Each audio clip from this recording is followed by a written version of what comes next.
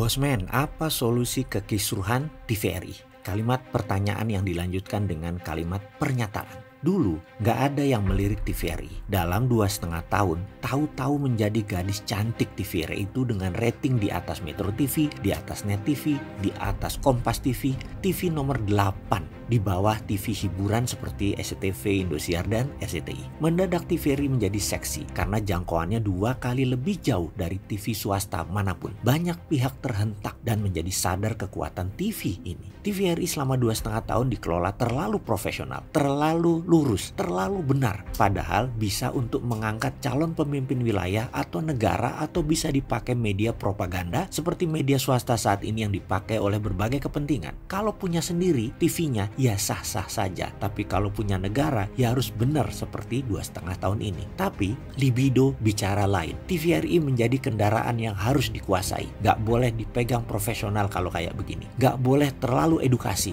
Harus perbanyak informasi yang mengarah ke sebuah kepentingan. Rakyat tahu apa? Nggak perlu tahu, yang penting diarahkan dengan informasi. Kita semua tahu bahwa menjadi pemimpin di Indonesia itu syaratnya bukan orang kaya baru boleh menjadi pemimpin. Bukan orang soleh yang bisa jadi pemimpin. Bukan orang pinter yang bisa jadi pemimpin. Tapi orang populer baru bisa jadi pemimpin. Mau dia nggak soleh, mau dia nggak kaya, mau dia nggak pinter, nggak masalah. Yang penting populer. Dan populer itu dibikin, dibuat, nggak jadi sendiri. Untuk membikinnya, untuk membuatnya perlu media, titik. Sesederhana itu. Jadi sekali lagi, jika ditanya bagaimana menyelesaikan kekisruhan TVRI ini daripada ditarik-tarik politik dan lain sebagainya, maka jawaban versi Bosman adalah begini. Wahai Pak Menteri BUMN, ketika Jack Welch diangkat menjadi CEO GE, General Electric, kita semua tahu omset GE naik hingga 3 kali lipat APBN Indonesia selama 17 tahun. GE tumbuh 2000% atau naik 200 kali lipat diangkat oleh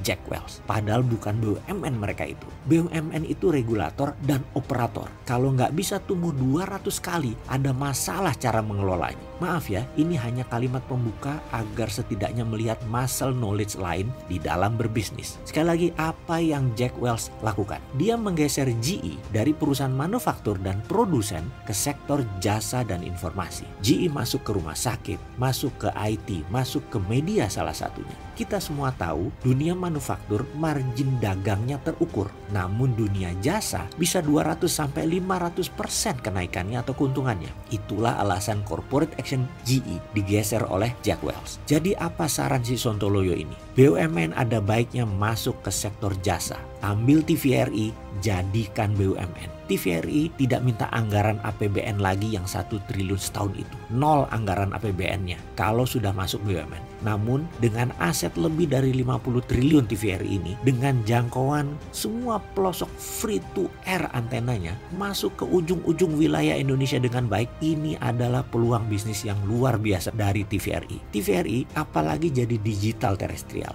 Bubar itu TV swasta. Rasanya iklan di TVRI bisa ngalahin iklan di media TV lainnya. Lebih karena kekuatan jaringan. Dan kalau TVRI di bawah BUMN-nya Pak Erik yang juga pengalaman di dunia media pertelevisian, saya rasa ini menyelesaikan banyak persoalan. 1.